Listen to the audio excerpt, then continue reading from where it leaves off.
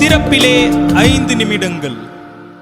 கிறிஸ்துவுக்குள் மிகவும் பிரியமான என் அன்பு சகோதர சகோதரிகளே, இன்றைக்கும் திறப்பிலே 5 நிமிடங்கள் என்கிற இந்த ஜெப நேரத்தில் என் அன்பு சகோதர சகோதரிகள் உங்கள் அனைவரோடு கூட இணைந்து ஜெபிக்க கர்த்தர் பாராட்டின கிருபைக்காக ஆண்டவருக்கு நன்றி செலுத்துகிறேன். இன்றைக்கும் ஒரு முக்கியமான காரியத்திற்காக நாம் ஜெபிக்க இருக்கிறோம். சமீபமாக இளம் வயதினரிடையே அதிகரித்து வருகிற ஆன்லைன் கேம் மீதுள்ள மோகத்தினாலே பல இளம் வாலிபர்கள், படிக்கின்ற மாணவ மாணவிகள் இந்த வீடியோ கேம்ஸ்க்கு அடிமையாகி தொடர்ந்து மன ரீதியாக பாதிக்கப்பட்டு படிக்க முடியாமல், தங்களுடைய கல்வியை தொடர முடியாமல், பெற்றோருக்கும் ஒரு மன அழுத்தத்தை கொடுக்கிறவர்களாக மாறி வருகிறார்கள்.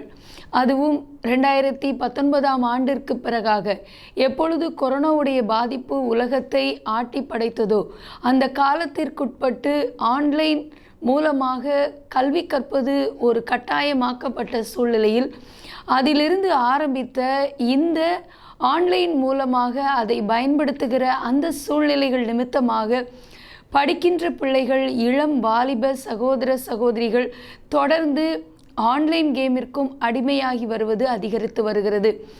தற்போதுள்ள மாணவ மாணவிகள் ஆன்லைன் மூலமாக கல்வி சம்பந்தப்பட்ட அத்தனை தகவல்களையும் பெறக்கூடிய ஒரு கட்டாய சூழ்நிலையில் இருப்பதினாலே அதை பயன்படுத்தும் நோக்கத்தோடு கூட செல்போன் வீட்டிலே பிள்ளைகளுக்கு வாங்கி கொடுக்கப்படுவது அதிகரித்து வருகிறது. அந்த வகையில் பிள்ளைகள் அதை தவறான ரீதியாகவும் பயன்படுத்துவதும் அதிகரித்து வருகிறது. இதை பயன்படுத்தி பிள்ளைகள் ஆன்லைன் கேமிற்கும் அடிமையாகி வருகிற சூழலும் அதிகரித்து வருகிறது. மதுரை மாவட்டத்தில் அங்குள்ள காமராஜபுரம் பகுதியை சேர்ந்த 17 வயது நிரம்பிய இளம் சிறுவன், இளம் வாலிப பிள்ளை, 11ஆம் வகுப்பு படிக்க வேண்டிய, உயர்கல்வியை தொடர வேண்டிய பிள்ளை இந்த ஆன்லைன் கேமிற்கு அடிமையாகி இறுதியில் தற்கொலை செய்து கொண்டிருக்கிறார்.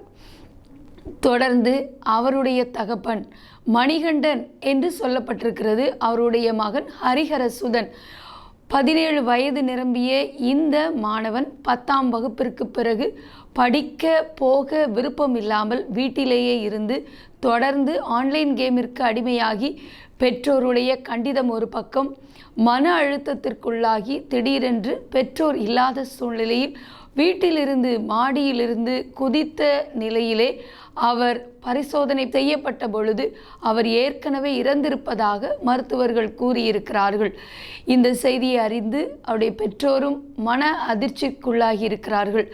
இப்படிப்பட்ட சம்பவங்கள் தொடர்ந்து நம்முடைய இந்தியாவில் தென் தமிழகத்திலும் அதிகரித்து வருகிறது. என் அன்பு தேவனுடைய பிள்ளைகளே, 584 இளம் வயது பிள்ளைகளை ஆய்வு செய்த போது அதிலே 172 பேர் இந்த ஆன்லைன் கேமிற்கு அடிமையாகி இருக்கிறார்கள் என்று ஆய்வு கூறுகிறதாம். என் அன்பு தேவனுடைய பிள்ளைகளை, இதை பார்க்கும் பொழுது 29% இளம் பிள்ளைகள் தொடர்ந்து ஆன்லைன் கேமிற்கு அடிமையாகி வருகிற சூழல்கள் நிரம்பி வருகிறது. இந்த 17 வயது நிரம்பிய ஹரிஹரசுதன் பப்ஜி மற்றும் ஃப்ரீ ஃபயர் என்று சொல்லப்படுகிற ஆன்லைன் கேமிற்கு அடிமையாகி இருக்கிறார். இதே ஆன்லைன் விளையாட்டிற்கு அநேக பிள்ளைகள் அடிமையாகி வருகிறார்கள். இது ஒரு வகையான மன ரீதியான போராட்டத்தையும் பிள்ளைகளுக்குள் கொண்டு வருகிறது.